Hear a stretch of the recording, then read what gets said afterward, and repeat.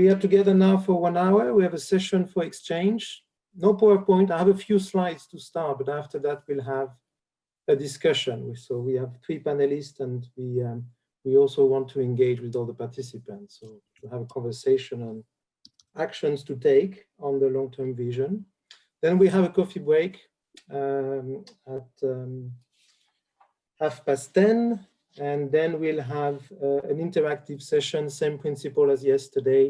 We'll have a short presentation and then discussion in different groups. And we aim to end the meeting at 1 o'clock. So I'd like to start with a couple of slides reminding a few points from yesterday. So first, we had a presentation from Maria Gaffo yesterday to remind us the policy context. So the work that the Commission has started earlier this year on the vision for rural area. So as Maria explained, the plan of the European Commission is to publish a communication in June next year, June 21. In this communication, the intention, as it was explained yesterday, is to explain a vision for future of rural area by 2040, and also actions that are needed to achieve it. The ambition, I think, behind this is also to launch a debate. So the communication is not the end, it's also a start to launch a debate on the role of rural area in the society. Acting now and showing that's something that was said yesterday as well.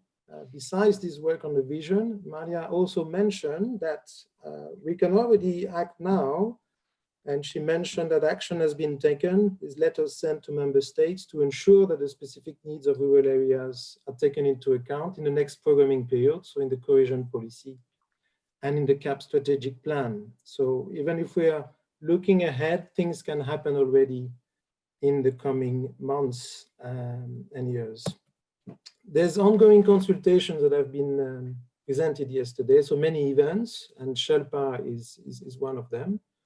There's a foresight thematic group that has been set up, and there's many conferences that will be organized, and there's an important one that will be organized by the ENRD in March next year. And I think we have the chance in SHERPA to have people involved in this activity, so maybe we'll hear a bit more later today. So this is the policy context that was set yesterday, and SHERPA is providing a contribution to this important initiative. So as a reminder, I put here on this slide things that I explained already yesterday. So you know that in SHERPA we have established 22 multi-actor platforms in 20 countries, gathering science, society, and policy. We have prepared several publications, the synthesis on opportunities and challenges, the synthesis on foresight and scenario. All the maps have implemented a Delphi and summarized the outcome of their discussion in what we call a position paper. So we have 20 map position papers, and we have summarized this in a draft unique document. We call it the SHERPA position paper.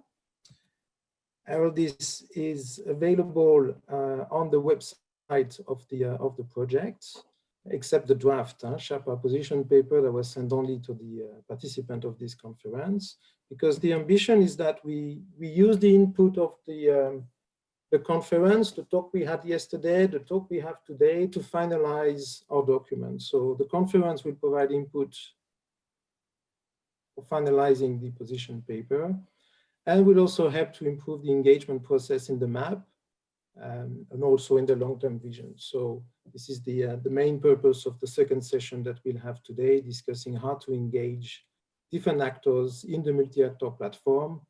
But as we're working directly on the long-term vision, it's also a contribution on how to engage stakeholders in the process of the long-term vision. So this is a bit to set the scene. Olivier, we still see the first slide. I don't know if you already changed. Yes, I did. Okay, we don't see the slides changing, so it's still the first one. Okay, I apologize for that. So yes, now it's changing. Yeah. Thank you. And you see the correct version or not? I don't know. Oh, you see 2 slides or just 1? We see now Sherpa contribution Yes. until 20 map position paper. Now, Okay. yeah. Now the picture of the position paper. Okay, so sorry about this. So you see the slide that has just been presenting, okay, with the 22 multi-actor platform, the publications, the 20 map position paper, the 1 draft Sherpa position paper, and the link to our website where you can find the information. Good. So yesterday you see here the agenda. So we had this introduction. Then we had the breakout session with discussion in different groups, and a short session after to report back. So what I want to share with you now is not a synthesis of everything that has been said yesterday, but a snapshot of some messages. So it's a selection that I have made at the end of the conference yesterday. I did that. We had a small, short call with the different moderators of the different session to find 5 key messages that we have selected to present today as a selection of the many ideas that have been shared yesterday. There's a lot of material that we will use to finalize the paper that we're working on. But just here 5 points that I want to highlight on things that have been said yesterday. So first point is something that is cross-cutting. That's something that we've seen, we heard in many of the groups. It's the importance of governance. So how to represent the local level at different level of governance, so local level at national, European level. The importance of bottom-up approaches and the importance of empowering local people to take action. So that's something that is cross-cutting. We had a group that was discussing governance, but we heard that message in many of the other groups. Second point, new trends emerging from the COVID situation.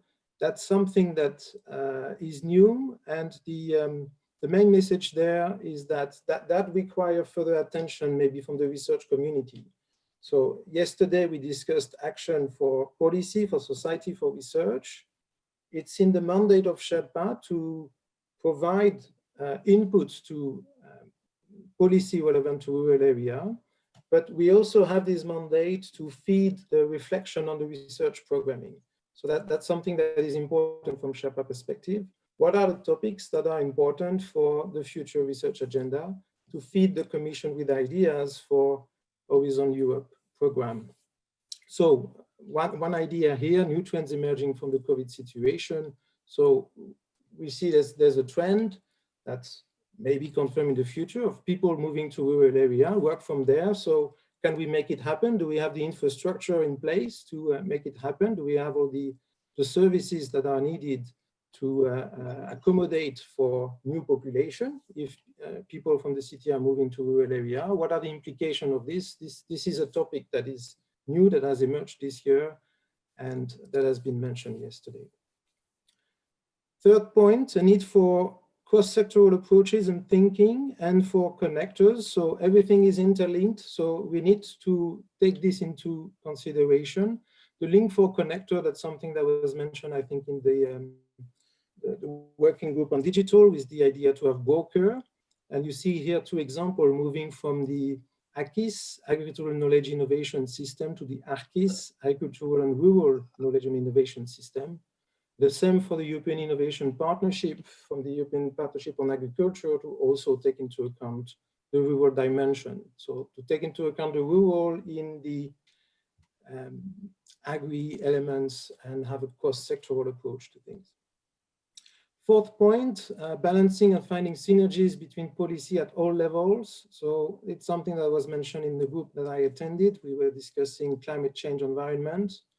And we said there's a need for leadership at global level, at EU level, national, and also local level. So this is a concern. And it's important that in this setup, we acknowledge the rural diversity, so diversity of the rural territory, and to address the global challenges, climate change, as indicated here. and also the acknowledgement that we need for a mix between top-down and bottom-up. So combination between bottom-up and top-down approach when it comes to the design of the policy. So that's the fourth point. And the last one, what is a just transition for all parts of the society? And is the economic, environmental, social dimension of sustainability, but also a new topic, which is the spatial justice as well. So it's one topic that has been mentioned in a couple of working groups yesterday. So the need that we, the outcome of this is we need more knowledge on these aspects, and that's also to feed the research agenda. So this was a bit of a snapshot. My intention was not to make an exhaustive summary of everything that has been said yesterday, but just to highlight some messages that we have heard yesterday to also feed the conversation that we will have now. So the agenda for today, we start with a panel discussion, acting now on the long-term vision. Then we have the coffee break and continue with the session on how to engage citizens, science and policy in the long-term vision in the process of this multi-actor platform that we have set up in Sherpa. So, quick reminder, we encourage you to tweet. You see the hashtag that we have proposed for the conference here, and I will hand now my presentation. For each group involved in Sherpa, so policy, society, and research. So I would like to welcome our three panelists. For policy, we have the pleasure to welcome Mario Miluchev. Mario is a director at DG Agriculture. Good morning, Mario. Good morning. Good morning. Good morning. For the society, we welcome Hannes Lorentzen. Hannes, you have many hats. Today, I indicated you're co-president of the Association Forum for Synergy. You're also a member of the Sherpa EU map. Good morning, Hannes. Good morning.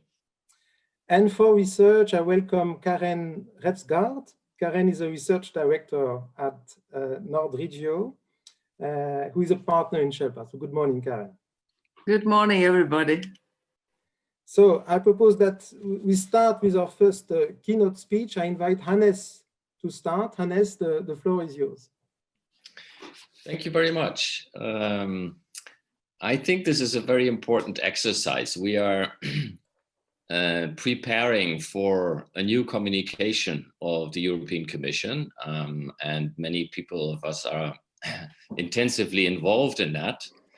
And that communication is about a long-term vision which is quite far ahead. And I think what is important is to look at the same time in something like a midterm vision and a short-term vision. We are in an important process of reforming the CAP. With that, we are intensively also considering what that means for the rural area as a whole.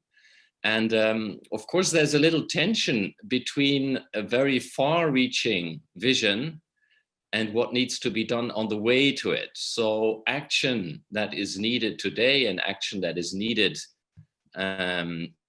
tomorrow and after that should be linked. We should know what is immediately necessary if we want to reach the things we are looking ahead for, which is the long-term vision. 2040, how would the world look like in the exercise we've made? So what I wanted to say is when we say what needs to be done now, it means we need something more than a vision. We need also a strategy for the actions that are needed immediately. And when I mention the tension working on that long-term vision, is what does that mean for the immediate decisions which we need to take? And that is, for instance, CAP reform. There I see that within the Commission, but also within Council and Parliament, a certain hesitation long-term vision needs a connection to a midterm and a short-term strategy. And that means when we look at rural development, and you have mentioned all the important points, governance, preparing for all the challenges which we face, be it climate change or making digital useful for people, empowering people to take their decisions on the spot, linking the top down with a bottom up approach. All that is more than just looking ahead towards 2040. So getting prepared for that means we need concrete action now. And that is, I think there was a very clear position taken by RUMRA, the intergroup in the European Parliament, also Committee of the Regions, saying that is the most important thing, to build trust between institutions and people, to empower them to move from their needs and their frustrations to concrete actions where they live.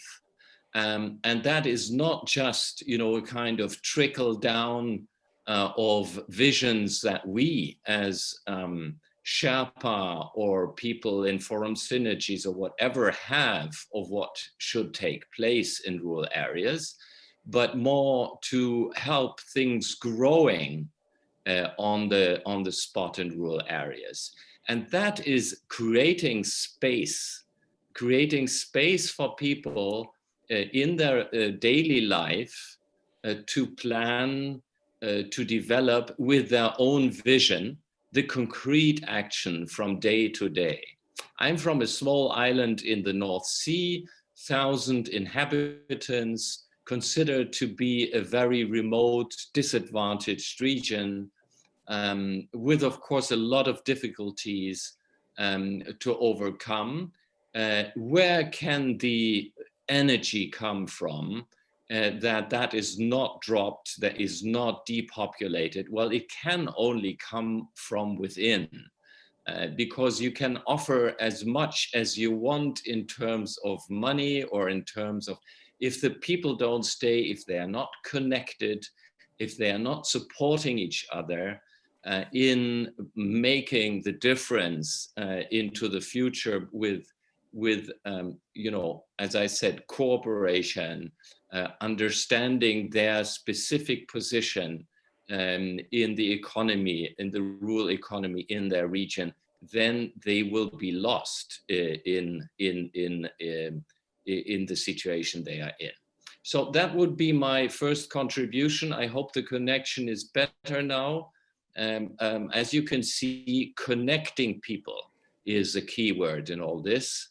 If you only get spotted information from time to time from the European level, you will not be able to understand the complex situation. So that is what Sherpa, I think, is about, between disciplines, but that is also the big challenge we are facing in connecting a big reform like CAP reform with a big perspective of Europe, rural Europe in 2040. So my key contribution here is we need not only a long-term vision, and we need a midterm and a short-term vision, and we need it to be connected in a way that we also think in terms of strategy, and we think in terms of concrete action that needs to be taken right now. Thank you. So a key point I took from what you said is creating space for developing concrete action now.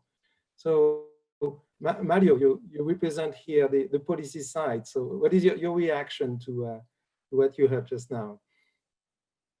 Thank you very much, Olivier. Thank you, Hannes, for your intervention. Well, first, good morning, everybody. I'm very happy to be here in this Sherpa conference, of course, with you. It's a pleasure. It's a pleasure to exchange. I looked with interest what you presented, Olivier, what was yesterday. you know that I will come in my last point to the question of Hannes, but you know that we are working on a perspective of a bottom-up approach, because evidently from Brussels top-down we cannot impose anything. Therefore, we organize many events, and yesterday evening the public consultation was closed, and we are going to proceed to analyze the reply. At some moment yesterday there were more than 2,000 replies and 120 papers coming, so we have a lot of work to do. I don't know still the final results, probably today we'll know. So we are listening very attentively. So today I will share with you some 7 simple questions which appeared when preparing the vision, and I would like that we start finding some replies together. And this is a little bit different perspective from what Hannes and from you discussed yesterday. It's a little bit the macro perspective. So the first question is about delivering services of general interest. And when I say this, I mean health, education, transport, water and electricity supply, broadband, post offices, police, and other. So these services of general interest in the rural areas should be with comparable quality to those in urban areas. This is a question of maintaining equitable living standards for all citizens and across all territories. However, costs of providing services of general interest in rural areas are higher. Studies confirm that per capita costs of most services rise with the decrease of the population density. Therefore, per capita investments in rural areas are naturally higher than in the cities.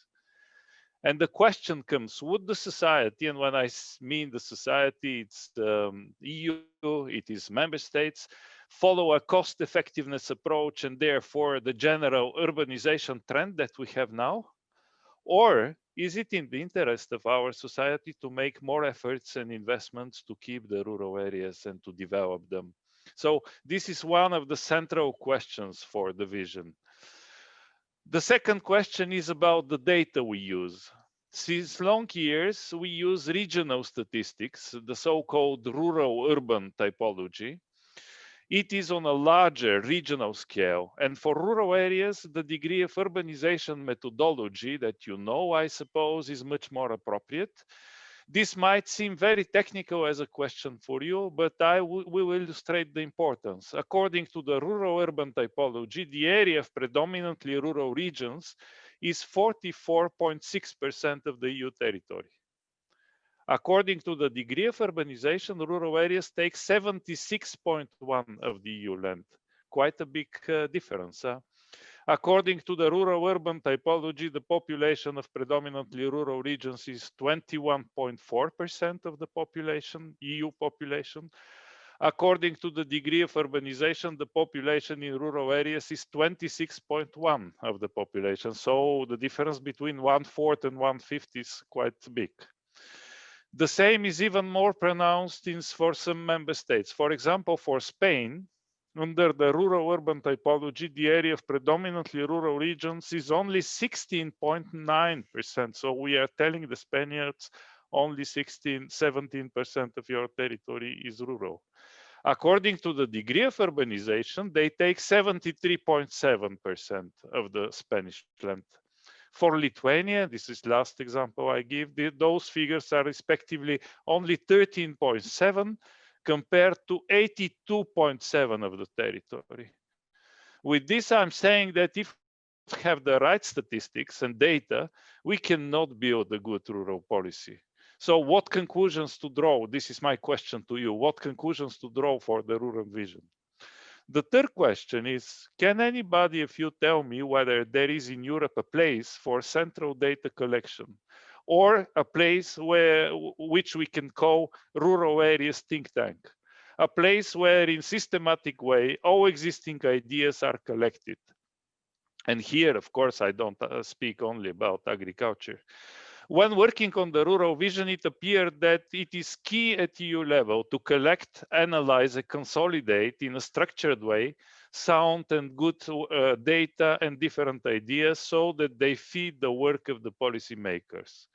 Would you agree, this is the question to you today, that we need this, or we can continue with we have many areas, of course, the ENRD, the European Parliament think tanks, the Committee of the Regions, the various existing NGOs, but do we have such a place? Do you think we need such a place? Fourth, it was mentioned diversity, but what does it mean there is a lot of diversity among the rural areas? Everybody agrees that we have a lot of diversity, but we have, however, different readings. One reading is that the complex picture following from the big diversity prevents us from having a coherent policy. And there is an easy way out to work, it is with averages. And on average, everything is almost fine with the rural areas. Another reading can be found in the latest OECD report, which is Rural Wellbeing, Geography of Opportunities, which catches one important aspect: to distinguish and provide data by 3, sometimes 4 types of rural areas. It draws in particular the attention to the differences between the areas, depending on their distance from the cities. Those which are closer and which benefit from the agglomeration effect, and the remote ones on more than an hour drive from a city, or even more remote, where the distance penalty effect starts to influence the policy. And believe me, for those areas, there is no much sense to speak about the interaction with the cities, and the so-called rural-urban cooperation is not so relevant for the remote areas. But the question to you today is what path we are going to choose for our rural vision. My fifth question is, who is in charge of the holistic rural policy at Commission level and in the member states? Probably, as a number of EU and national departments are involved, a place to lead and coordinate is needed. In addition to this, for both EU and national level, mechanisms should exist for this leading and coordinating role.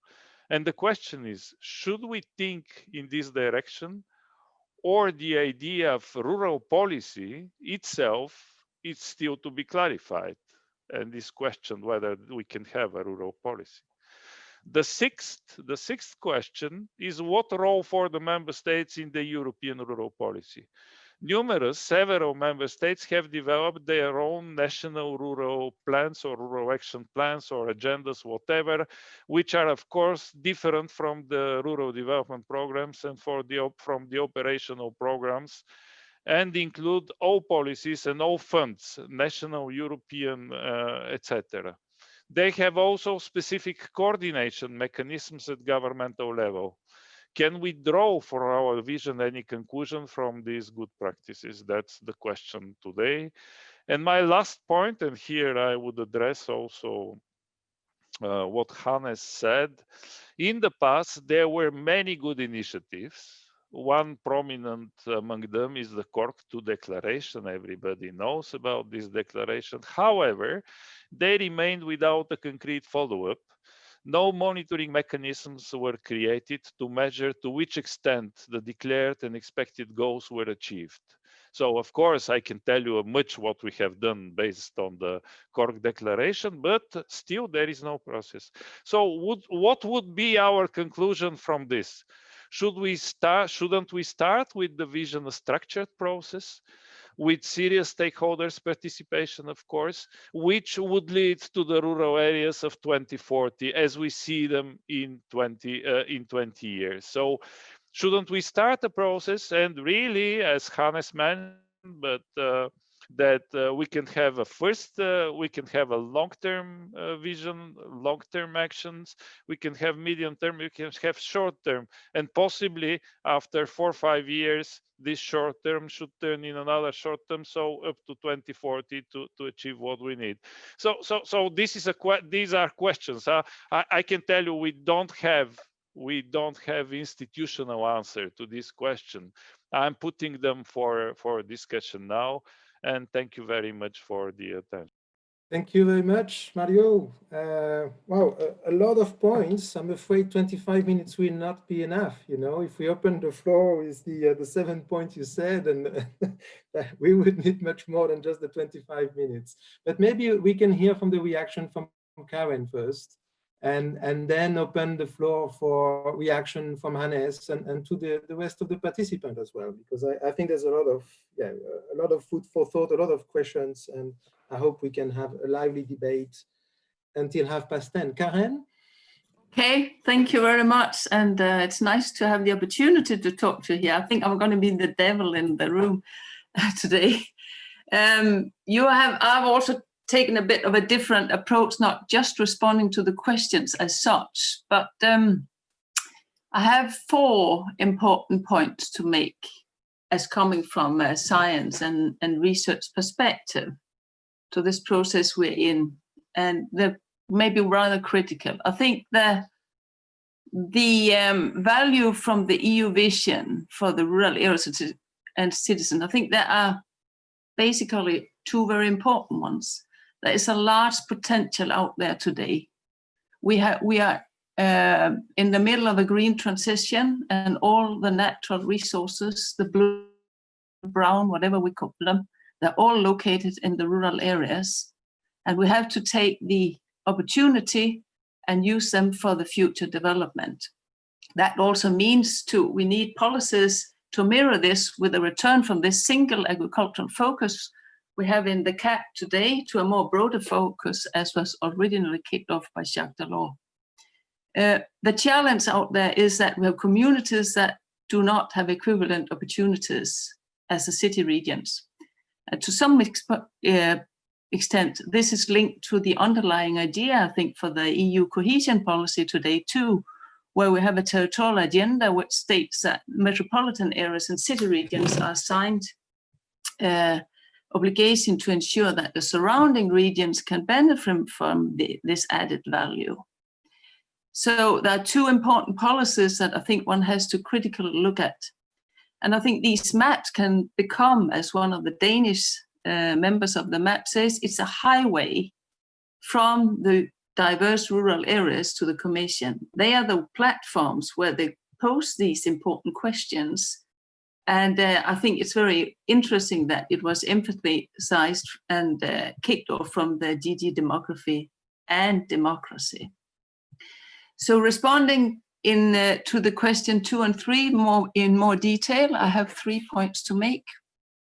The first one is what action that policymakers and maps can take. And I think from a critical point, I think we have to think not only about rural policy. I think it's very, very important that we approach those sectoral policies that have real impacts, let's say for employment, for education, for housing, innovation, infrastructure. These have to be targeted. And in many national policies, they have much larger consequences for rural areas, the relatively small money that are for specific rural development. And again, questioning the cohesion policy, which are favoring cities, also the Danish innovation policy, which is very city centers as well, where we stimulate global competitiveness in the cities and very much an urban agenda. And within this, the municipalities are very key for these broader actions. They are important employers. They often employ 30 to 40% of the population in the rural areas. And they have the power, at least to some extent, and the resources to adapt these policies also. They can impact on education. They have land to facilitate for initiatives. They have a lot of power to facilitate for public procurement, etc. They can regulate, at least on planning issues, on infrastructure, and make it easier for both enterprises and housing.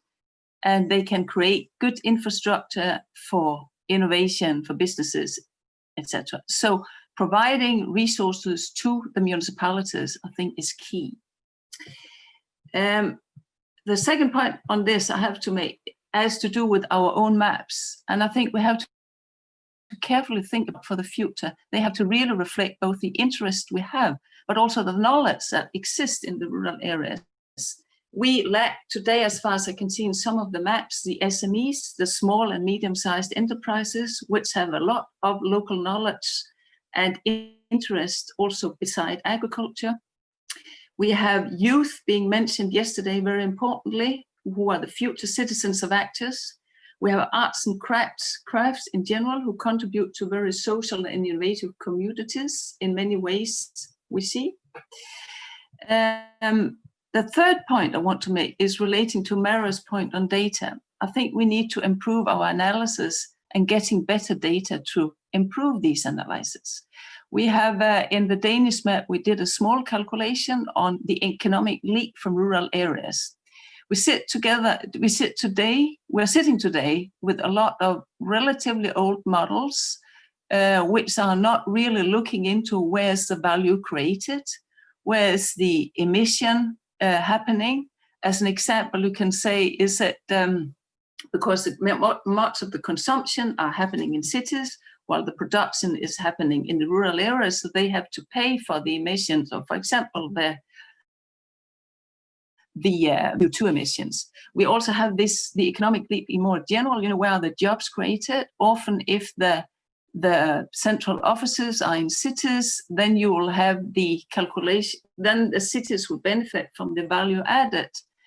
And in general, the taxation has to be questioned as well, I think. So there are some of this recent analysis we did in Denmark shows, first of all, there are more new enterprises in many rural areas, and there are also more jobs in much industry compared to services, and you have in general a higher proportion of industry in rural areas.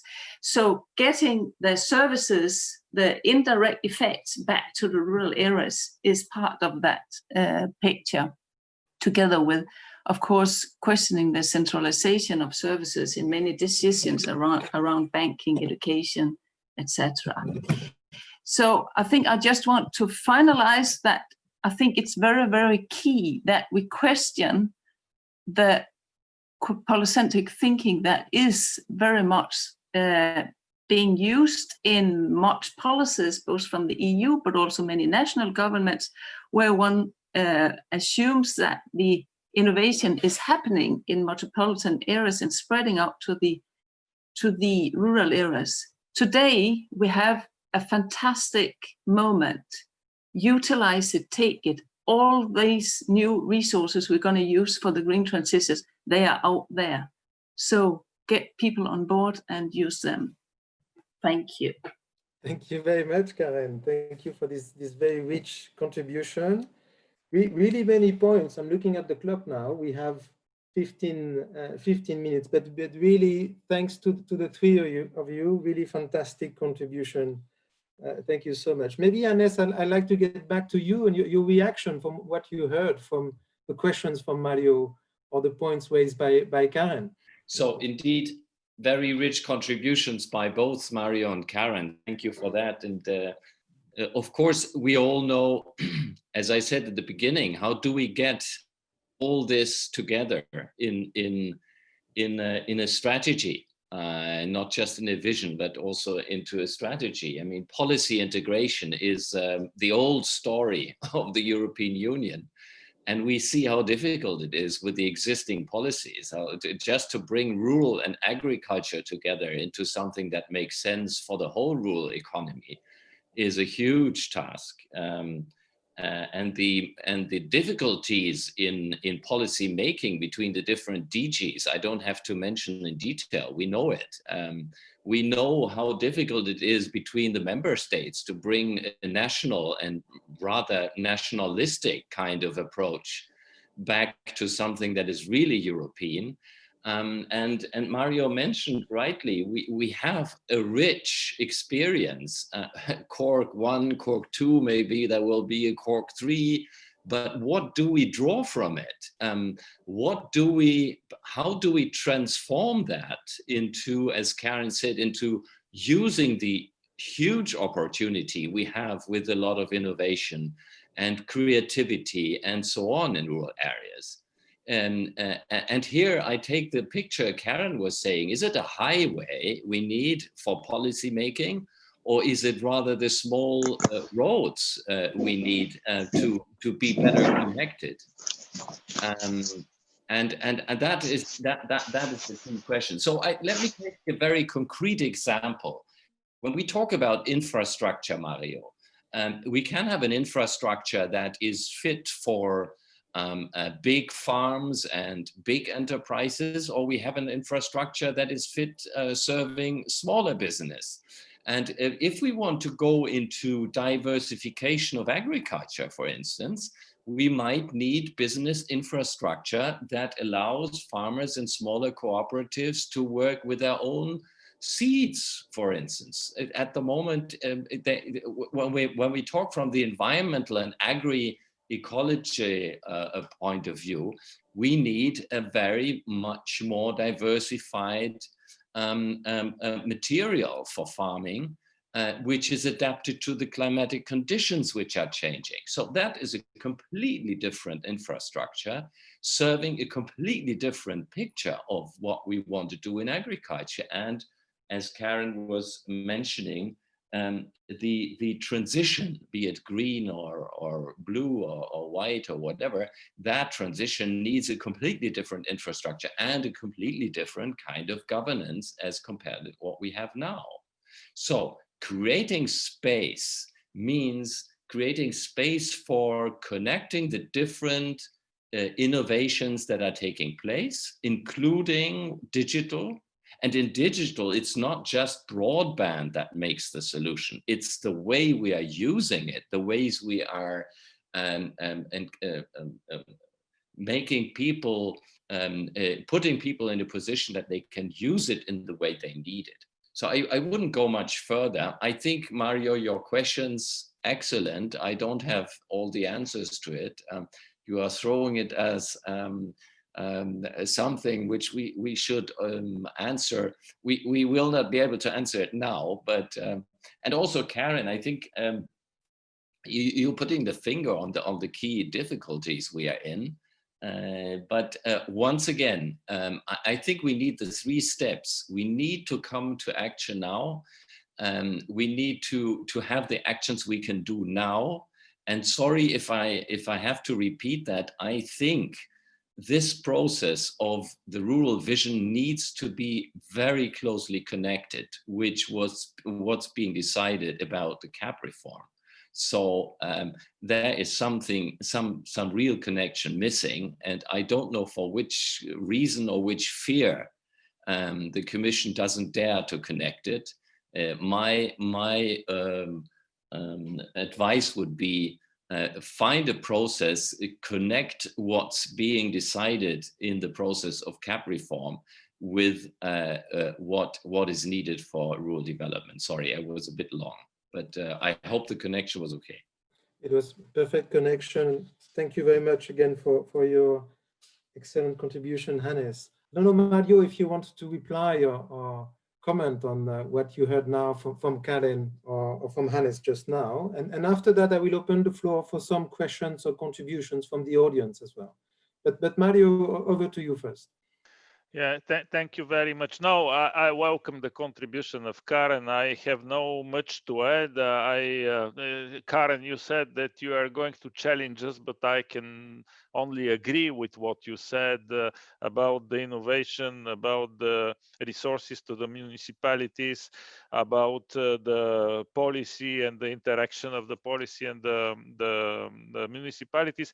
I would prefer to hear some people from the participants, because they will not have the time to speak. However, just a quick reaction to Hannes, because Hannes, you repeated twice the Commission is afraid to connect the CAP reform with the vision. It is not true. In fact, our Commissioner is very committed both to the CAP reform and to the vision, and he wants to do the possible. However, and that because we are in brainstorming here, I would like to say this vision comes in an odd time. It will come in June 2021. Now, the reform is since long outside of the Commission. The reform is in the Parliament and in the Council. The trialogues, they started already. So there is no much room to change, and the Commission practically cannot come with other proposals. We can try to link to the extent possible, but we cannot change the legislation. The other odd thing is that we cannot, in fact, ask for specific budget, because the multi-annual financial framework is discussed. It is a very delicate discussion. If we start now coming with new things, it will become even more complicated. However, what we can do is to put the budgets together. And when I mean budgets, it is not only the regio and the social and the agriculture and the mare funds. I mean all the funds with all the policies, to put all the policies together. So this would be the added value of the vision.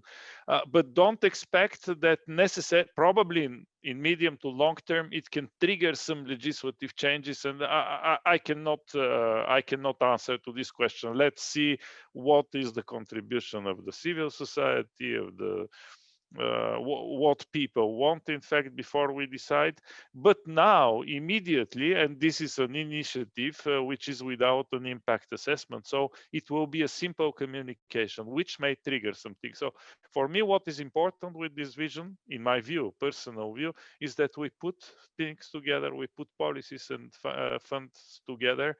And the other thing is to create this process about which I spoke, to have some monitoring, to have some follow-up, and to see how we are going to 2040. But let's see. I said we are listening very attentively, and we ask everywhere where we go. We ask people, tell us what you expect from this vision. First, to see what people expect, and then to say, well, we in Brussels, in our headquarters, that's very important, the bottom-up approach of this vision.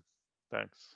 Thank you very much, Mario. So I'd like to open the floor for the audience. I had one reaction. So there was this question from Mario on the data we use with the rural urban typology, and in Sherpa we've been looking at this, and I don't know if Samuel is in the group and could briefly react to that. Thank you, Enrique. Thank you, Olivier. Good morning, everyone, and thank you for this very useful discussion early this morning. I come back to Mario Milushev's second question about data. Indeed, the comparison of the mentioned typologies shows many differences indeed. So my question is how to get out of this dilemma. I think this dilemma should not be an excuse for not moving forward. Indeed, of course, we need more research on statistics to improve our rural and urban typologies. But I think also it's important to give ourselves the means to create new measuring instruments, new monitoring tools, and new indexes. And in particular, Mr. Milushev, what do you think about creating new regional well-being indicators, new indexes measuring the health of rural areas beyond GDP? In one sense, we need to improve our typologies, but in the other sense, we need to create new indexes beyond GDP, so to better grasp the reality of rural areas and their well-being. Thank you, Samuel. Thank you for this. So indeed, it's a topic we've been working on. There is a Sherpa deliverable that is very interesting on these aspects. I don't know, Mario, if you want to reply to the question about this new index taking into account well-being indicator. Well, I can share only my personal opinion because we have not discussed this. What I have, what I think is that we should create some ways of being able to follow the situation, to observe and to follow the situation in the rural areas. Of course, we should have some easy indexes, which are easy to follow, which are easy to collect, and then on their basis make comparison between the different periods. Well-being indicators beyond the GDPs, it sounds good. Let's sit down and to see concretely what we can do. Indeed, if you give in your contribution as Sherpa some good ideas, we can discuss them also with our colleagues from Eurostat, GRC, etc. It is not exactly agri story. Thank you. So I have David Miller, Marion, and Reynolds. So it's from our Sherpa map in the UK, from an EU member from ILARD, Marion Eckert, and from the German map. So David, please. Thanks, Enrique, Mario, Hannes, and Karen. Thank you for those really stimulating comments. An observation from me is a reminder to us all that Europe's a major contributor to the debate about rural areas, but many of these areas are generically global. And as we're gathering new evidence, we're contributing to that global thinking, but we also need to be alert to the findings emerging from North America or Australasia and their investment in leading edge research, which goes alongside that of the Horizon programs. And so the observation I was going to make is about what we're learning now and what we need to learn going forward. And amongst the priorities, it seems to me, to help with the delivery of some of the thinking in rural areas is how people understand science and evidence. And by understanding how they understand it, we can explore how trust is built. So in COVID just now, there's a lot of uncertainty and variability in the data being used, but how are people reading that? How are behaviors changing? How are they reacting? And as we emerge from COVID, the cross-sectoral thinking about how that evidence has been used, I think might become even more important as we start afresh in some places a pathway going forward. So the final observation, it seems to me, is the importance of Horizon Europe is really critical in this. It has come out of, alongside crisis, it has come a useful time. And the European innovation ecosystem seemed to me to be one of the key structures that can build and strengthen the different stakeholder inputs to delivering evidence base, which translates into the ground. And maybe, Mario, maybe it's from those innovation ecosystems that your rural areas think tanks might emerge. So our science needs to be outward thinking, our policy and practice needs to be outward thinking and global. And you've already put on the table some of the infrastructure. And I'm just posing the questions now as to what the research priorities will be, and uncertainty and variability seem to be very high up that list to me. For the next one, we have two more. So Marion, please quickly your statement or question. I don't know if we will have time for the panelists to answer, but at least your statement quickly, and then I give the floor to Reino. Yes, thank you. I really enjoyed the presentations, and I think it is so important that we really go into this monitoring and how to make it real, the long-term vision on rural areas. And I am worried about that step actually very much. And I was wondering how you have been thinking in the Commission, how we can make member states go along with this, because with ILARD and CLLD, this is where we normally meet obstacles on the member state level or on regional, if the programming is on regional level. So I think going for solely voluntarily, I think I'm not really sure if that will work. For example, we have now already CLLD is possible in all member states, but not all are doing it, far from. So yes, I'm worried about that very much, and we must think about that, how we can make things be reality and not only nice visions and strategies. And also one more point, like, for example, Sweden is one of those countries with a good example of having a parliamentary agreement on rural development. And I think out of 89 or something points, I think 3 have become reality so far. So monitoring is really important. Thank you, Marion. I think you raised very important points. I don't know if anyone would like, from the panelists, would like to react, or we keep it as a point that will go in the report. I think I cannot resist myself for asking you if you have any reaction. Otherwise, I don't see. Okay, so yeah, Mario. Yeah, this was one of my questions, because there are, as I said, several member states with rural plans which are not our programs or the operational programs.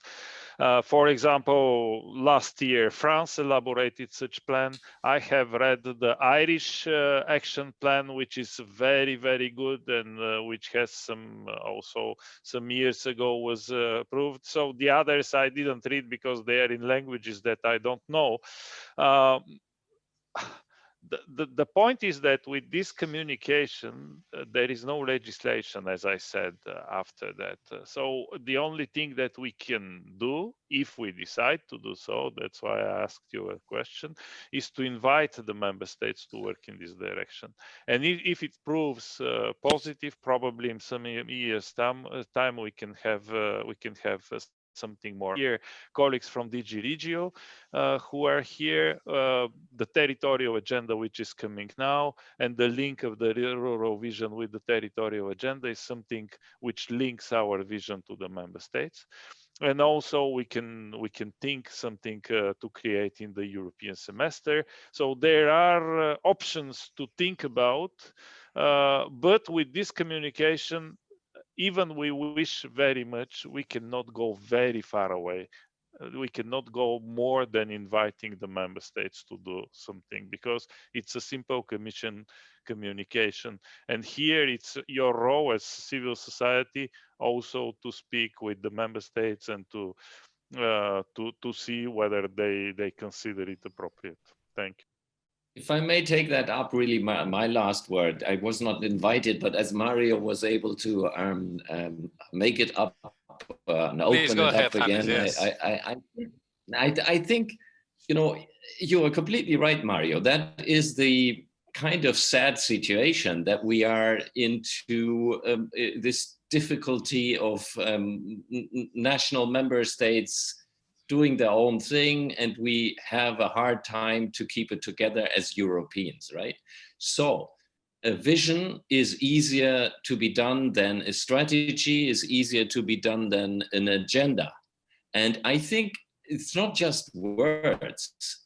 If we want action now, and I think we all need action now, we need changes now, we need things that need to be combined, then let's do an agenda. Let's do a strategy together. If we have found the vision to 2040, and there is proposal. I mean, they are all around. There's not only Cork. There is the proposal of RUMRA. There's talk about the agenda, and you've also followed ARC's vision and strategy for rural Europe in the parliament. So I think there is so much around as proposals which get more concrete than the vision that is very far away. I think there is a chance to do that together. Sherpa and all the other people that are around really engaged in rural development. It's not about words, it's about action we can take now. And that's, I think, the thing that the message I would like to give. So Reinhold, please, the floor is yours. Okay, thank you very much for the opportunity. I just want to come back to the defined need of a central database where all the knowledge is collected. I question that, because all the data we have statistically, they are always describing an current situation. But I am convinced that we need indicators describing how society develops in the sense of an organizational development. And there are approaches available in organizational development science from Wake and Sutcliffe, how what are companies doing to manage unforeseeable things, and they have a meta indicator system. And I think we should think about when it's not so important to have regional data. It's important to see is the organizational structure, the cooperation, the networks being there. Are they valid for doing organizational development in the sense we want to have in the vision? And Consult, Wake, Sutcliffe, managing the unforeseeable, they really developed for supply chain meta indicators. Just as an idea. Thank you. We will close now this very interesting panel. I have to say that personally was the most interesting panel I've ever heard. So I would like personally to thank you all for participating. And I give now the floor to Olivier to close this panel. Thank you. Thank you very much, Enrique, for this. Well, wow, really a lot of information.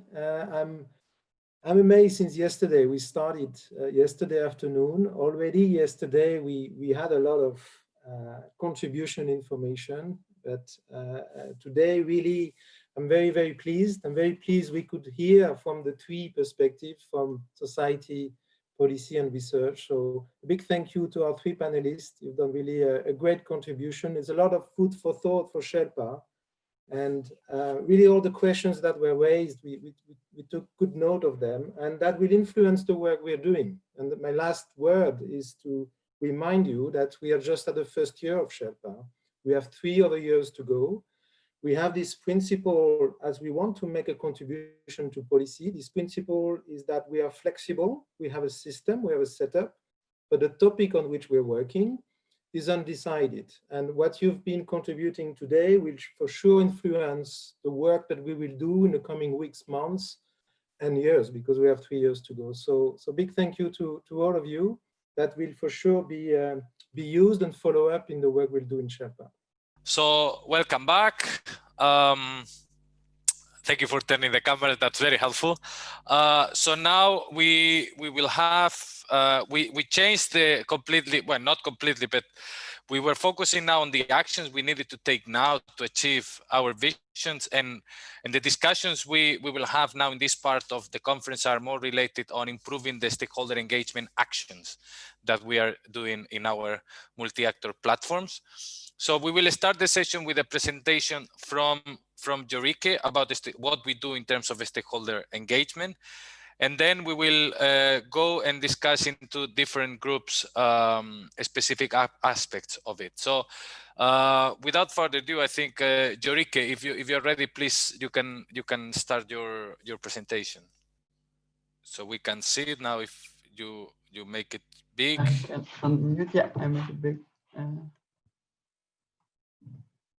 Well, start with the first.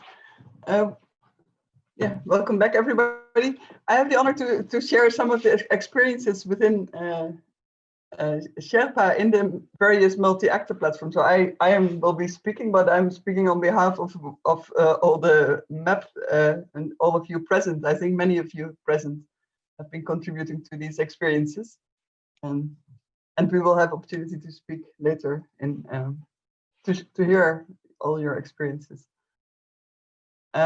Just to summarize the multi-actor platforms, we have 2 pillars in Sherpa: the effective use of knowledge from research on the one hand, and the empowering of key actors and public policy development on the other hand.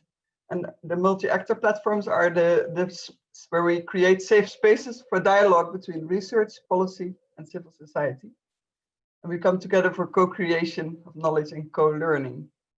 And the objective is to gather relevant knowledge and opinions that contribute to the formulation of recommendations for future policies and research relevant to rural areas. How we work, it has been mentioned before, so we start with collecting all the relevant information on a specific topic. There's an agenda setting before that, which we gather in Sherpa discussion papers. And then there's the exercise of translating that to the local situation to make it into a map discussion paper. And in between the green, when it turns to orange, there's the big stakeholder engagement happening, where the map engages in discussions with various stakeholders, resulting in a position paper. So each map produces their own position paper, and they come together and are discussed in the map, in the EU map, and result in a Sherpa position paper. So we've done this now once, this whole cycle. We're in the process of developing the Sherpa position paper.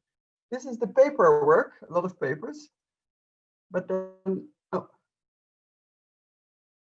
I think I had a different picture here. The overview of the maps. So we have several, most of them are regional or local maps, the green dots. There are a few maps, 5 of them, the multi-actor platforms that work on a national level, and there's one EU multi-actor platform. So we have some, the stakeholder engagement in numbers. In total, we have 22 multi-actor platforms in 12 member states, plus the UK, and 1 at EU level. So there are 2 in the UK. We engage over 250 stakeholders so far. And they're divided a bit, like half of them more or less is civil society actors. There's different groups in civil society, so therefore most most maps decide to engage more actors on that from that group, and 1/4 and 1/4 policy and research actors. We've had surveys which over 1,000 surveys respondents. So within the Delphi process, the maps engaged their map members, but also beyond the map members, in getting their vision, their ideas for the vision. And in total, for so far, there's been over 70 multi-actor meetings. These are a bit the rough numbers so far. And I lost one of my slides. I made one slide with all the pictures and the people and the dynamic process. That's to have very diverse characteristics of the maps. So some are newly established for the sake of Sherpa, that have organized themselves. Others are building on existing networks, and some are really existing networks that now engage in the Sherpa discussion. Also, the initiating actor are different. So some are more formed from research, the research networks. Others build very strongly on civil society networks and on policy. These differences are important for rich learning, how to engage different stakeholders. So therefore, I mentioned them. And the contexts are also very different. Some are really remote regions, whereas others operate in densely populated areas. And of course, stemming from all this, the topics of interest, there are some similarities, but also big differences. So, of course, well-being and quality of life is a very important one, but also governance, social services, all the issues we've been discussing yesterday, depopulation, climate change, and the role of farming. From this rich basis of learning and diverse experiences, we do a strong monitoring, because we want to learn how to effectively design, support, and run multi-actor platforms, and to engage science, society, and policy actors in a meaningful way in policy and research. It's not only doing it, but we also want to learn how to do it, and even with the idea to develop self-sustaining mechanisms for this interaction. We do this monitoring by having in each of the multi-actor teams, we have one monitor, and we've developed a monitoring tool to support the multi-actor operation, and also to document the experiences. We have cluster meetings with 5 maps to support and exchange experiences, and we have 2 big M&E workshops to analyze and deepen the lessons learned. So it will be really interesting to see to share our learning there. So far, it's learning in progress. These are some of the points that we are learning on. So it's really about connecting the bottom up to down. We are exploring ways to match local level issues and interests with EU level policy processes, especially for the agenda setting and setting the topics of the different map cycles. It's a game of seeing what policy areas are there are developments on, and what are the issues that play at local level, and how to connect them. There's the challenge of capitalizing on research projects. It's really translating research findings and enrich the map discussion but also how to integrate it with local knowledge or national available knowledge sources. We've developed a repository for projects in order to organize this process. So we're really learning how to do it and learning by doing. The other issue is guidance and diversity. In a way, we have 22 different maps that have their own locality, but we also want to coordinate a bit in order to provide organized input into policy processes and also to be able to learn among each other. But it's very important, and we very much depend on the strong multi-actor, the map teams in each of the country that have their relations and their professional capacities to organize the process. And we allow a lot of flexibility. So we give guidance, but then in dynamic interaction, find our ways forward. And methodological support. We started out with an online stakeholder engagement tool where a lot of different methods are shared, and we had a workshop, and of course the experience of all the different map facilitators. And then COVID came, and we had to relearn everything again. So we're very much in the dynamic process of learning how to engage, and I think so far we are. I'm really proud of all the map teams, how they have been engaging and how they've been moving forward and creating really good results so far. And we are learning our way forward. Then specific challenges in engaging stakeholders, and you might recognize these topics because these are the things that show up from our discussions as issues where we need to learn further. And the discussion later on will also focus on these areas. So you can all join in and share your experience on these issues. The first one is appropriate representation of the rural areas. So who do you engage, and how do you engage them in order to have a good view and the right knowledge to decide about or to provide input?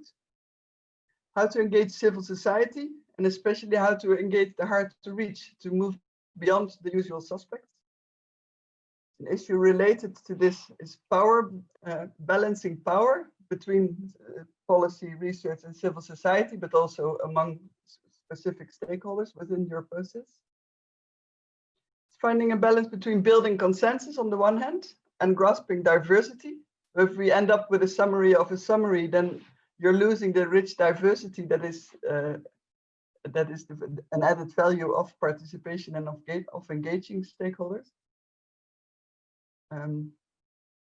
The other one is linking to appropriate levels of policy. So it's not only from the local level to the EU level, but each map is searching for different levels at local, regional, and national level also to engage and to create added value and to feed policy processes.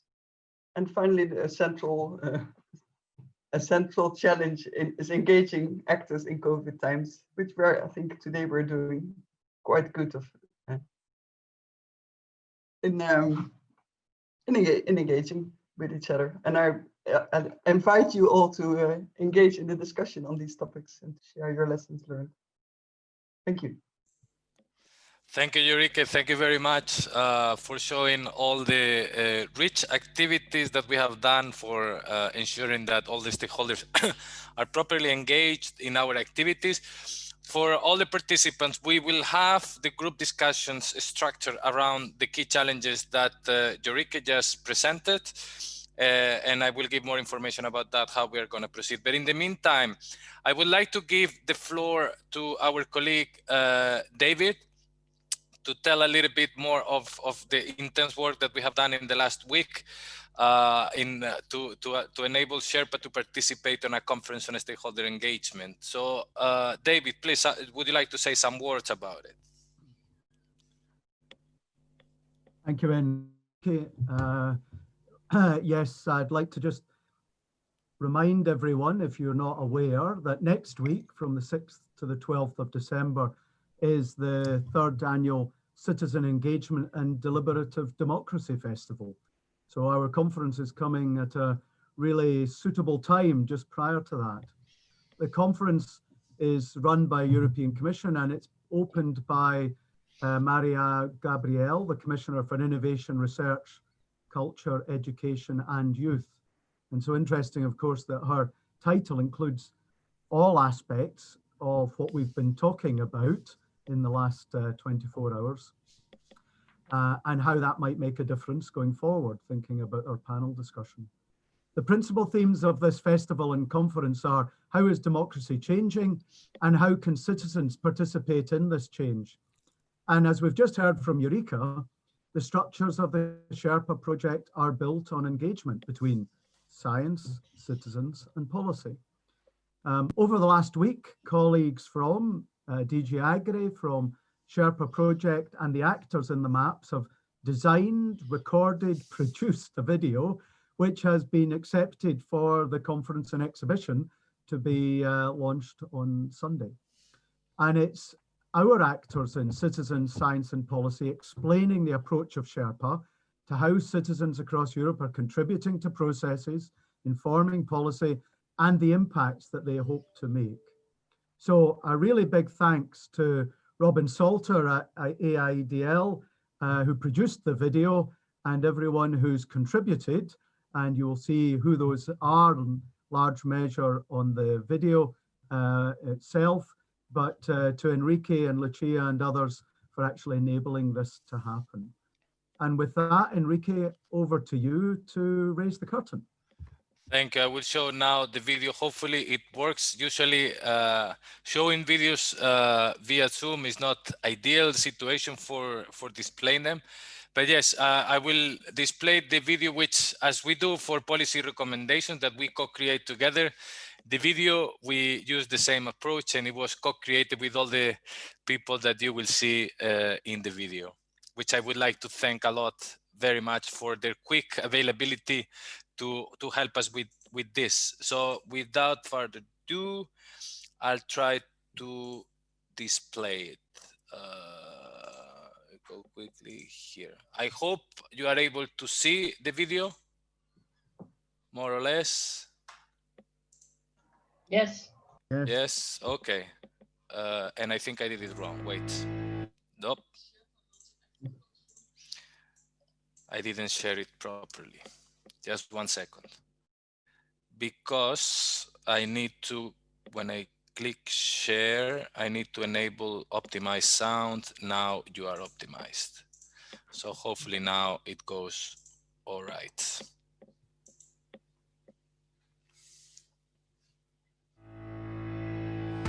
In the Sherpa Multi-Actor Platforms, we engage civil society with research and policy. We create lasting mechanisms for meaningful dialogue between these actors.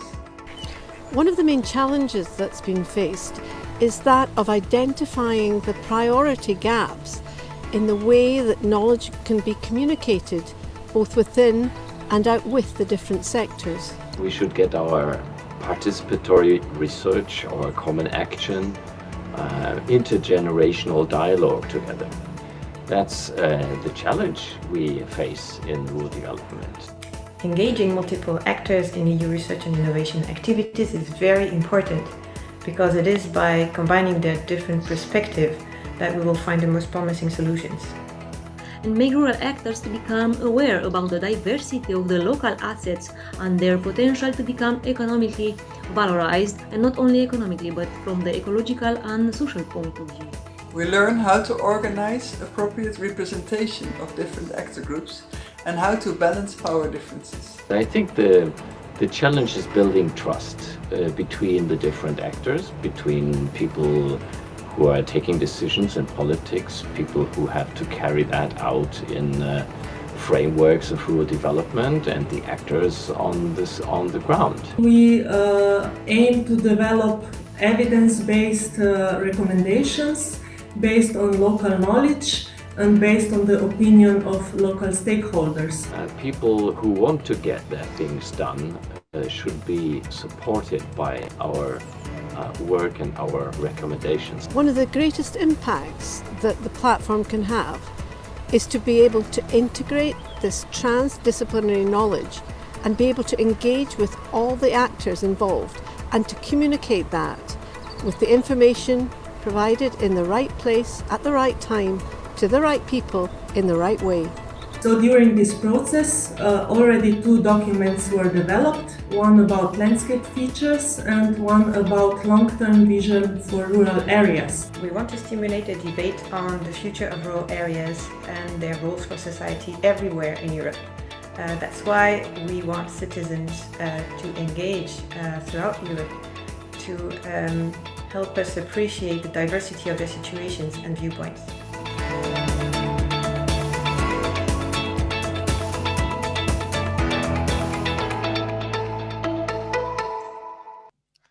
So a big applause. We cannot make it, but make it virtually to all the people that participated in the production of this video. I think it conveys very nice messages which are relevant for all of us. But okay, let's proceed faster to the group discussion because I don't want to take time from that. And I will quickly explain it, I think with this slide here. All right. So, as I mentioned before, okay. Now, so Jorike highlighted some of the challenges that we were facing, or the maps were facing in terms of stakeholder engagement. So we will divide you in several groups to talk about them. So it's about the stakeholder engagement aspect. So engaging the marginalized, balancing science society policy, balancing of power, dealing with the consensus, involving civil society actors, engaging actors in COVID times, and linking to different policy levels. Some of you have indicated your choice, and I think those were respected. And for those that did not indicate a particular choice, the allocation has been done automatically, so randomly. Anyways, the topic is about the stakeholder engagement, so I think we are all relevant in all groups. So you will be redirected automatically to these groups, and as it happened yesterday, I would really like to encourage you to participate when the group is launched. So what we will do, we will have 2 presentations from multi-actor platforms. They will present their experience in engaging stakeholders, and in this time we will only have 25 minutes to have an open discussion about one question. And here what we would like to come up with is what can we do to improve our stakeholder engagement action and interactions and participation so we maximize our impacts. Okay, so we want really do's and don'ts and practical action that we can take. We only have 25 minutes for that, so it's very short. So really, I will really like to encourage you to share, exchange, participate, raise your hand, and interact. The chat, I think, is common for every room, so it is not very much useful. So again, raise your hand and engage in the discussion. So it's the last session of this conference. Thank you to everyone for still being here. So we have around half an hour to close. So what we want to do is report from this breakout session that have just been organized, and then we'll have a closing. I have asked Peter Midmore, who is one of our members in the project advisory group, to do a closing of the event at the very end. But before that, let's listen from the moderator of the session that we organized. I propose we start with the first group that was on how to involve the hard to reach. Very interesting topic. Jorike, couple of minutes. Yes, we discussed how to engage the hard to reach. We had experiences from Greece, the Greece map and the German map, who explained it's interesting to see that the hard to reach are very diverse in itself. So in Greece, it's more the elderly and the less digitally connected people, whereas in Germany, it's more the specific groups like the youth or women group. So the hard to reach are diverse in itself. It's important to have an idea of who you would want to reach, and to start with relations that you have already. So you build on existing relations, but then you need to be really aware of your bias that you are. So take time from time to time to reflect who you are reaching and who you're not reaching, and then find ways to reach those people. There it's important to understand the possibilities of the group you want to reach and to link into their interests and have an added value for each of the groups. So it's not the purpose engaging for the sake of engaging, but to really create added value for the group that you are engaging, and be flexible in the means of engaging. So sometimes a phone call can work better than have a Skype or have a meeting.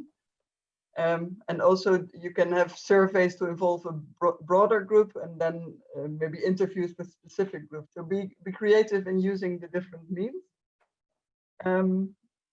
And it's important to take time to build relations with these groups you want to engage, and also to be explorative, or dare to be explorative in your approach. So it's not a fixed group for your map, but see from time to time you can have conversations with other actor groups to see how and if and how they should be involved.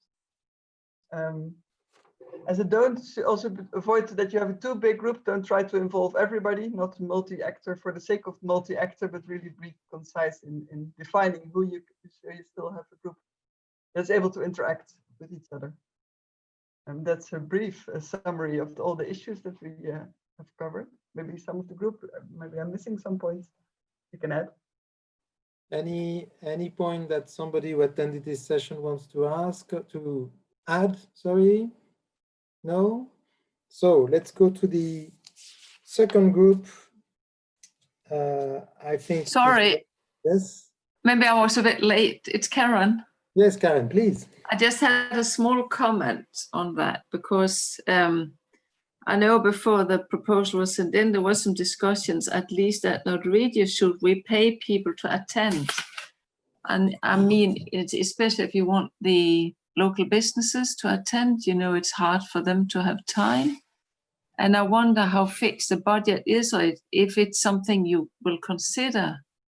I mean, public authorities and public officials, they do it during the work time, but other people, they may need to they have another opportunity cost. So I would just add that I think it's worthwhile to think a bit about. Yeah, good point. We need to reflect on this, indeed. Yeah, with the pros and cons, of course. But yeah, that's a good question. It's thank you for raising it. Thank you, Karen. Next group, balancing the three actors: so science, society, and policy. I think Enrique, you were moderating this one. Yes, we had two presentations, one from the map in Emilia-Romagna and one from Slovenia. So one regional, one national, and the two use different ways of handling this. While in Slovenia, in Italy, they have a considerable number of maps. They found challenges in getting a consensus on and how to handle disagreements. Slovenia, they said, and they mentioned that something to do is really to go out there. So having a core group within the map, but then engage with surveys, questionnaires with the wider group of stakeholders to get their feedback. That helps a little bit in getting prioritization and consensus within the groups, which are composed of the three stakeholders. Something that we discussed as well, it was about the use of science. I think it was direct a comment from Slovenia saying, look, on the topic that we are selecting, perhaps we need to acknowledge that there is no much evidence developed on that specific subject for our territorial context, and therefore we need to think on other ways of creating as well that knowledge. And they mentioned that the use of these surveys and questionnaires and methodology help as well in order to develop that evidence. So using stakeholder engagement as a way of collecting evidence. They mentioned a very important aspect as well within balancing, and I think this is something that we agreed in this further discussion and reflection within the Sherpa project, is whether we intend to get up to a balanced position of the whole group, or whether we use the group and the position papers, for instance, to incorporate the different views of the different stakeholders, even in case there are some disagreement. And whatever option we do, we need to think, okay, our aim is to get impact and change afterwards on the policy landscape. So what it would be the best solution for that, when we don't have a clear answer, but it is definitely in the two maps they have used the two different options. And then perhaps the last point I want to raise is, and it was highlighted by the two map, I think they were a mix between monitors and facilitator, is the new role that the researchers are having within Sherpa. Is not just using their traditional research approach on analyzing, you know, literature and coming up with conclusion. Here they're taking as well an important role as facilitators, and perhaps here it's something that it's a learning process for many of them, and perhaps we need to think further on improving the skills in this respect, because also an important point as well on getting this change and balancing opinion is the issue of communication with the stakeholders. So in order to achieve change and engage people, you need to communicate with them. So it is an area that says it is a do, something that we need to do, that is something that we need to get perhaps better at. And that would be, I think, the main messages from the group. Thank you very much, Yorike. I don't know if there's any member of that group who wants to add something. No, so we can move to the next group. Enrique, you talked about how to balance opinion. That was the topic of the next group, dealing with consensus or diversity. Do we need a consensus? If we don't have a consensus, how do we report on that? Very interesting topic. Elodie, you were chairing this session. Yes, a very interesting session actually. So we started with the presentation of two maps, so the Romanian map and the Danish map. They share their very valuable experience. One main point which emerged maybe from our discussions is that the consensus should not be an absolute goal. We should see the map as a tool for identifying the way to solutions. I'd like to share 3 do's and 3 don'ts and a last reflection. So one of the do's is to take time to build trust. You need to listen, observe the power also of balance among map members, and not only between the groups, but within the groups, so within the policy, science, and society. Flexibility is very important as another do. And then lastly, diversity is critical. We need also to be honest in areas where no agreements can be reached. We need to invite the differences also within the process. We should not avoid them. And that's something which was very important for the maps.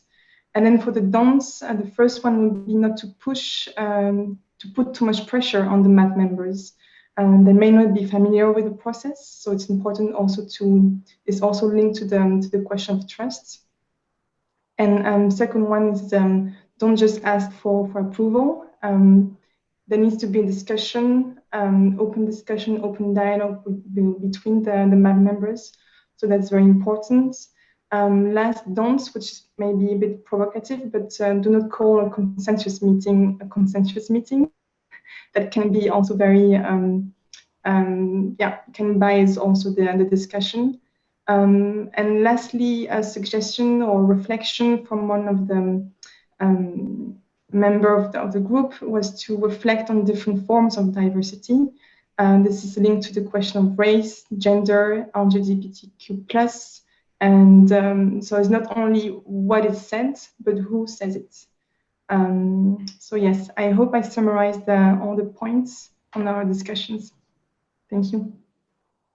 Thank you very much. That seems to be a very good summary. Interesting topic, interesting discussion. Indeed, we got influenced by the Delphi method, that in the method, it's asked to have a consensus meeting at the end. So this is how we call it for this year, but that's a very good point indeed, not to continue to call it that way in the next phase. Thank you very much for this, Elodie. So I propose to move to the next section, how to involve the civil society. Adrian, you were chairing the session there. Thank you, Olivier.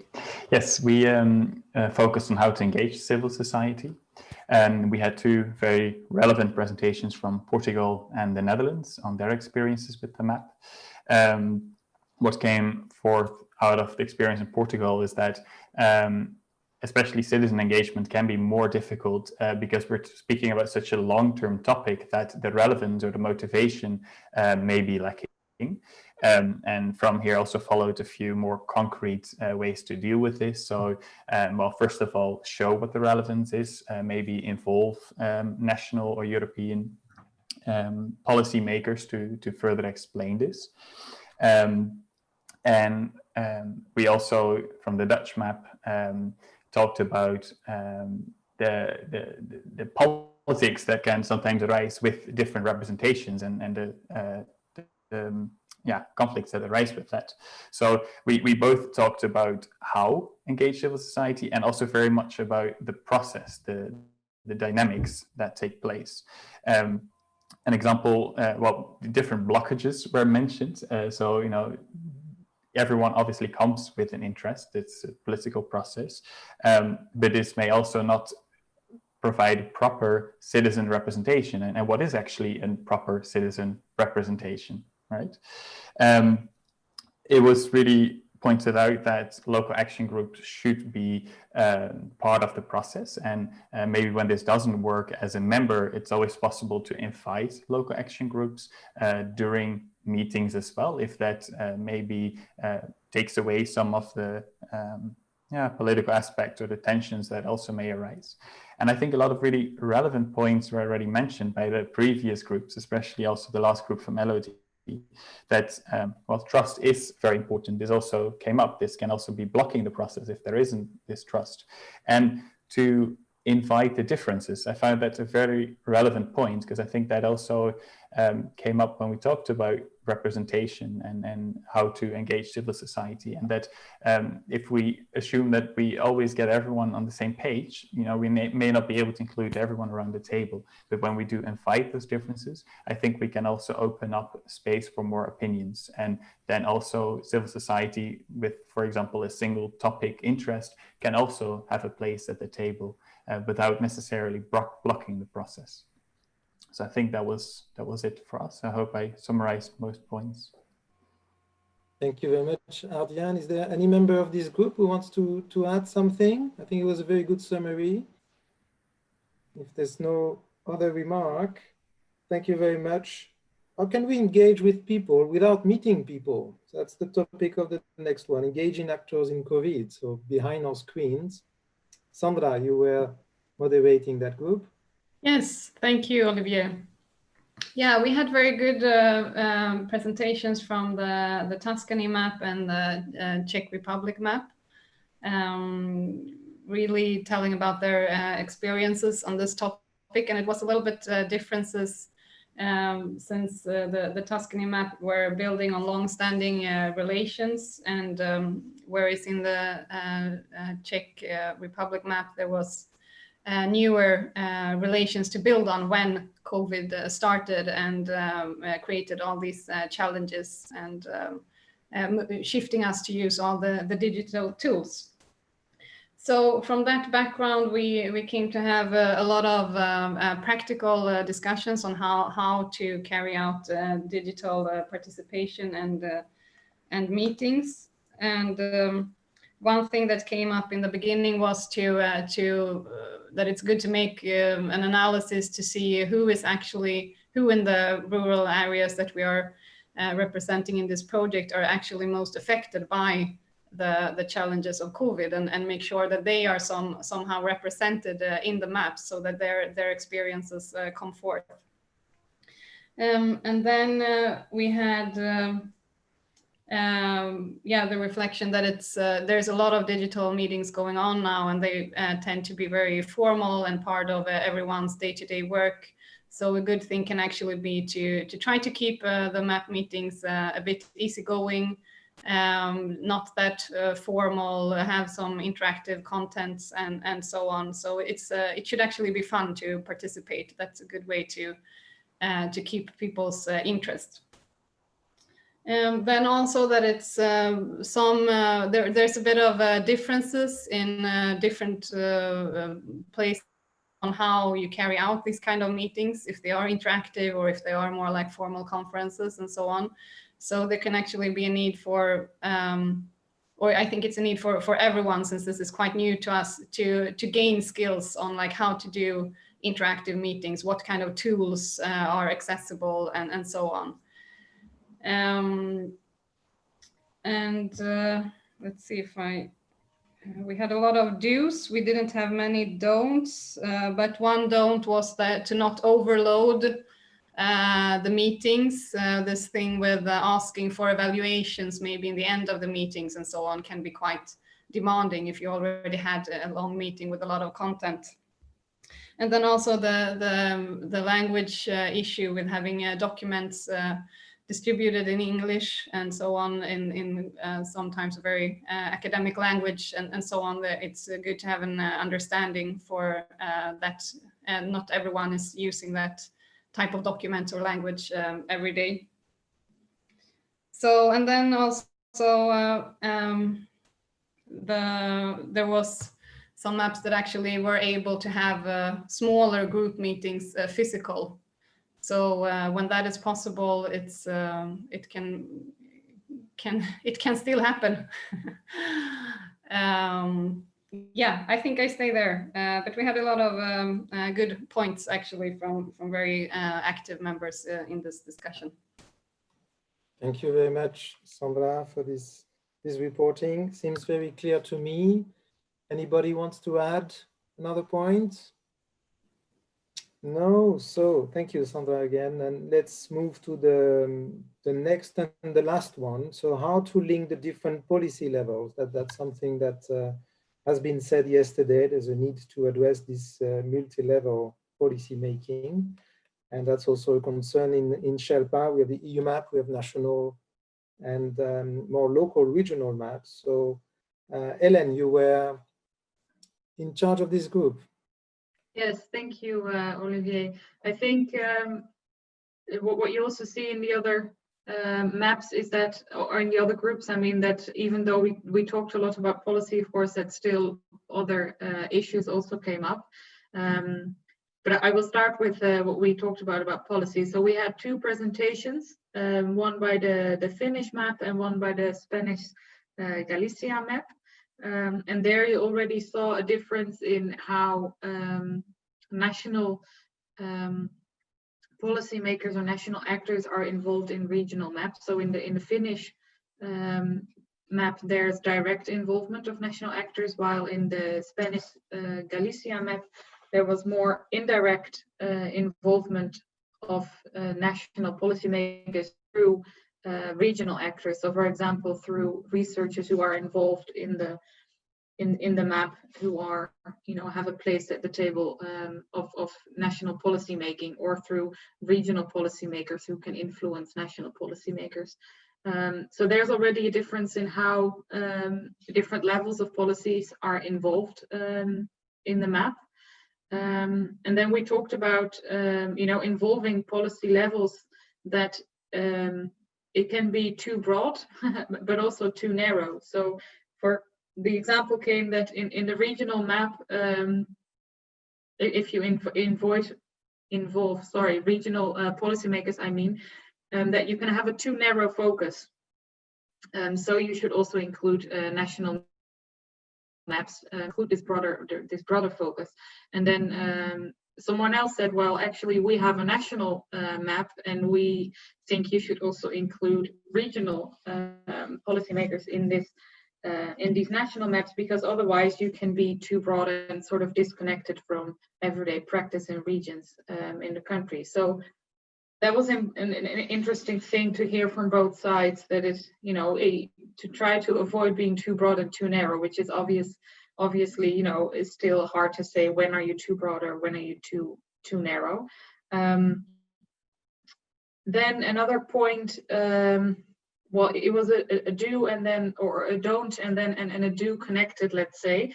So the don't is to avoid repetition makers. So for example, I think Paul gave the example of doing a SWOT analysis that maybe policymakers have already done, so it feels like repetition for them. And then the do is to make sure that you create added value for policymakers. And there we had an example of, in Greece, I believe, that there are roundtables on, wait, I have to get my notes exactly what they are about. Well, they are about making rural areas more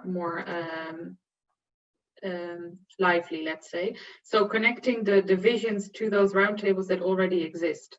That is a way to create added value for policymakers and avoid repetition for them. So I think that was a very interesting do to focus on.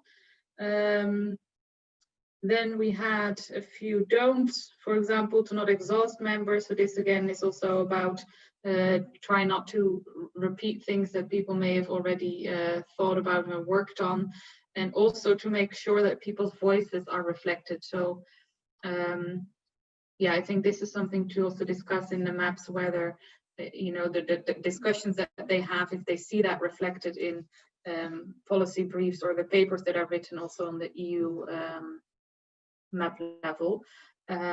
So yeah, of course, that's important to make sure that people's voices are heard, but also to avoid that you only focus on research and not focus so much on inspiring policy, because in the end, that's something you want to do.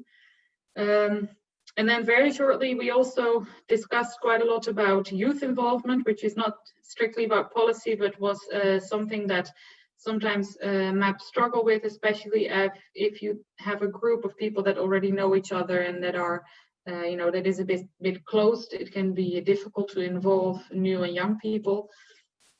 And we also talked about the issue of composition, where there was a remark that composition does not necessarily mean equal amounts of each of the groups, but you can also think about, you know, we include, the example was that the map included, the Spanish map included more actors from civil society, because the actors from civil society had a more specific and narrow view.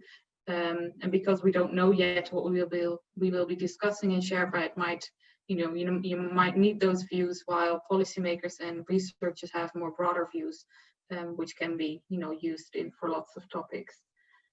So that's not everything yet, but I think that's the most interesting points. Yeah, maybe if anyone else wants to share anything, then please do. That's already a lot. Thank you very much, Hélène, for these reports. So really a lot has been said, a lot for us to build on. I remind you that we started a year ago. I have to say, I'm really impressed for a project that started 1 year ago. We go on for 3 years, 3 more years. We want to deliver in Sherpa. We want to inform and influence policy thanks to the work that we are doing.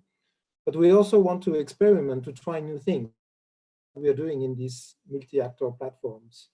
And these sessions that have been organized yesterday afternoon and this morning are very useful for us for the work in the coming years to come.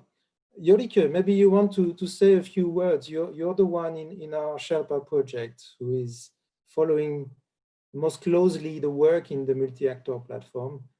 And I want to give you the floor if you want to say a couple of words to conclude this session before we go to the closing. Yes, I would like to, I find it a very inspiring session to see how we all can, by looking from different perspectives on the same question, can create or harvest a lot of rich insight and challenges as well. I think we're together putting a learning agenda for ourselves in the Sherpa project, and this kind of interactions really help to build on each other. So the issues of trust and of inviting diversity and of creating added value are really in the center of our learning in each of the maps, but also as a map group together. So I think this is the start of the conversation, and I hope we can find several spaces to continue to build on each other, also with the other projects that have been adding rich experiences. So thank you all very much. We're in this together, so and I'm enjoying it very much. And thank you. Thank you very much, Jorike. Indeed, a lot of material to digest, and thank you very much for all the work done today and since October last year to you and to all the colleagues. So we're reaching the end, so it's going to be time for the thank you. Time to thank you as well. There was a mention to it just before, not to overload the participant to meetings, including with asking them to fill questionnaire, but I'm afraid we need to do that. I think, Enrique, you want to say a few words about this? No, very quickly. As you know, this is the first Sherpa conference, so there would be 3 more. And we want to learn this experience so we get better for the future. Hopefully we don't have more virtual conference. That would mean good news for all of us. But still, I think virtual meetings and gatherings came to remain to some extent, so we want to get better. So I just will launch a quick poll that you can answer for some time, and we continue with the closing remarks. So you should be looking at it right now, and I'll give a couple of minutes to vote. Perhaps I'm not sure if after you vote you still see the window, it will disturb you too much. I don't know if you might. I see it's working. So Olivier, perhaps Peter could conclude the conference while people are voting. I can see I'm not allowed to vote myself for some reason. You are a co-host, so somebody needs to remove you that right. That's okay, that's okay. So before giving the floor to Peter to give some concluding remark and to give you time to complete the poll so that you can listen to Peter as well, just a thank you from my side. So I'd like to thank all the presenters from yesterday and from today, all the colleagues, especially colleagues at Ecoris, at Wageningen, at AIDR, who've been moderating, taking notes. Big thanks to the 3 main colleagues at IDL, Enrique, Lucia, and Blanca. IDL has been organizing from the beginning this event, so I think you did a fantastic job. Thank you very much for this, and thank you to all the participants, to all of you who are still here. So, Peter is a member of the project advisory group, as we call it.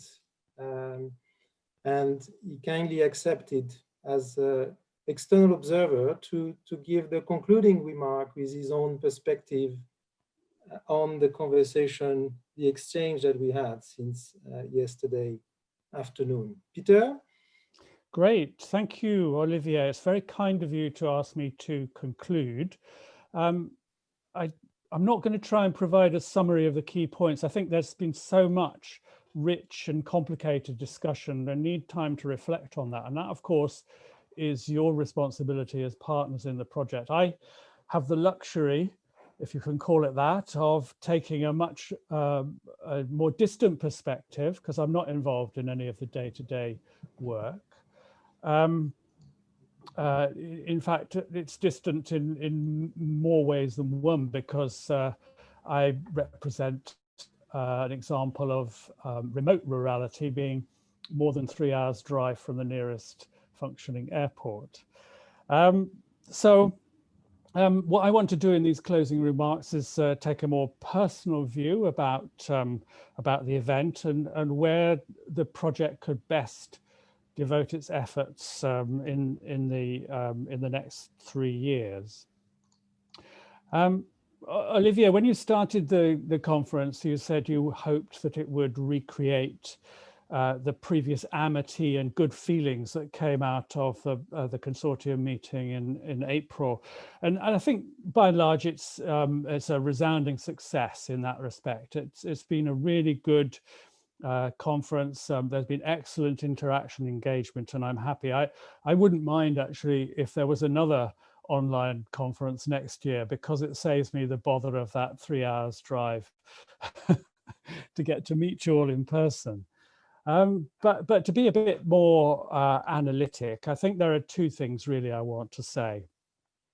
Firstly, I think that the method of using multi-actor platforms to articulate the sharing of multidisciplinary and multi-perspective expertise is clearly successful.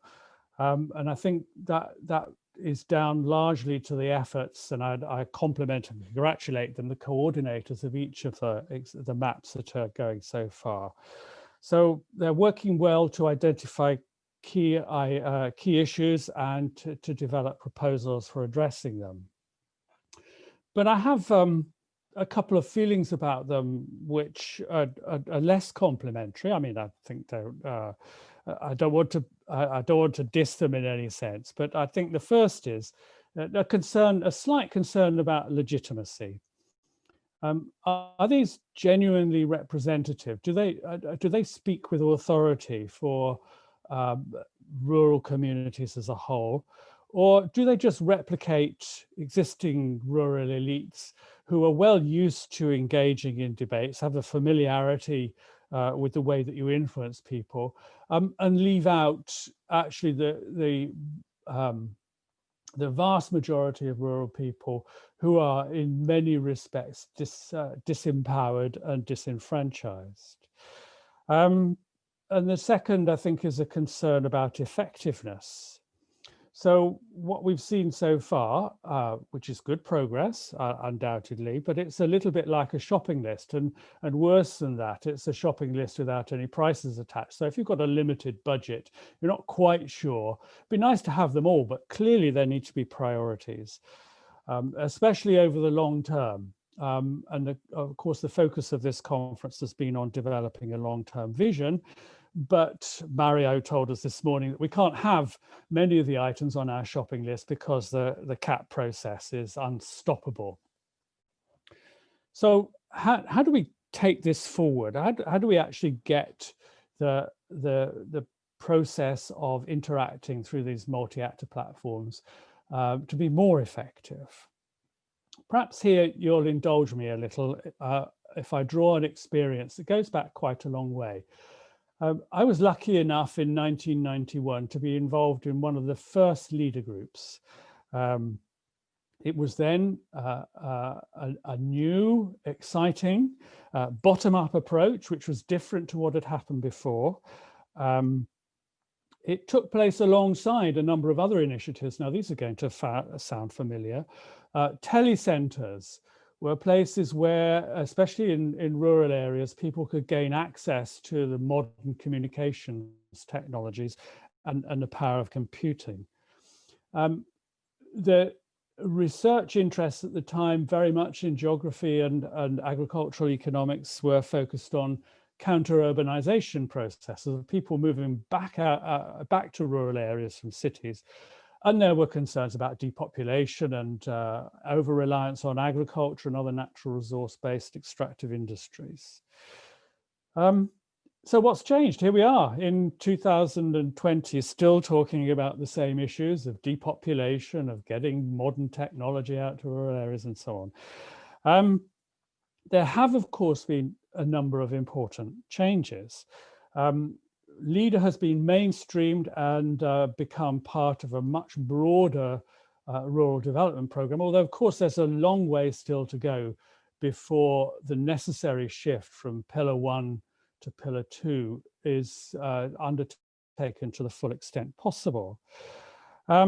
And also we have much more rapid communications. And I think one of the things about engagement is that we talk about people, especially the digitally excluded, but most of the digitally excluded have a computer in the palm of their hand. They have mobile phones. Maybe they don't need to know how to use them to the full extent, but maybe also we should be thinking about using mobile phones and text and WhatsApp and so on as means of reaching, rather than the more comfortable environment that we all used to operating in, which is through this kind of interaction and using more sophisticated computing devices.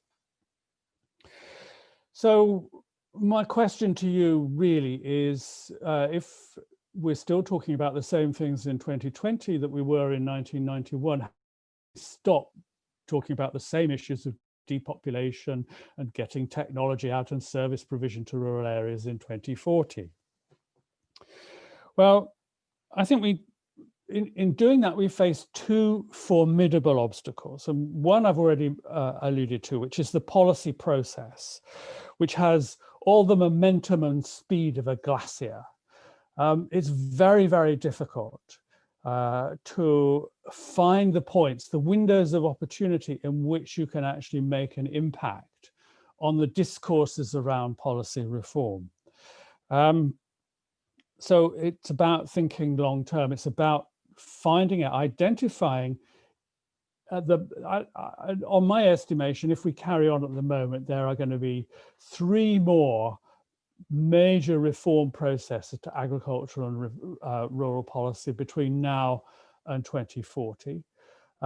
So we've got 3 opportunities, and obviously we need to work to the first one to get the process moving. And so a long-term vision actually needs to understand where it is possible to intervene in the policy process in an effective way. The second formidable obstacle is the fact that supporting the status quo and resisting change are very powerful interest groups that have highly effective lobbying capacity. There's no scope for dismantling that, I don't think. The only way actually is to counter it by developing corresponding lobbying power. And there I see a role for the multi-actor platforms, particularly in firstly articulating, identifying and articulating rural interests clearly and thus powerfully, and then using that to build up a network of contacts. Now, the thing about, one of the great things about the leader process has been not the fact, it's had very limited resources. If you look at the leader budget in comparison to all the other spending in agriculture and rural development, it's pitifully small.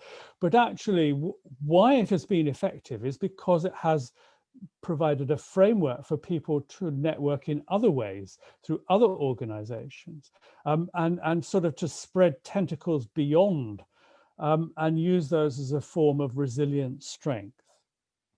So I think it is a matter of developing this counterweight to established resistances that prevent the rural voice being properly articulated and genuine equity for rural people from being achieved.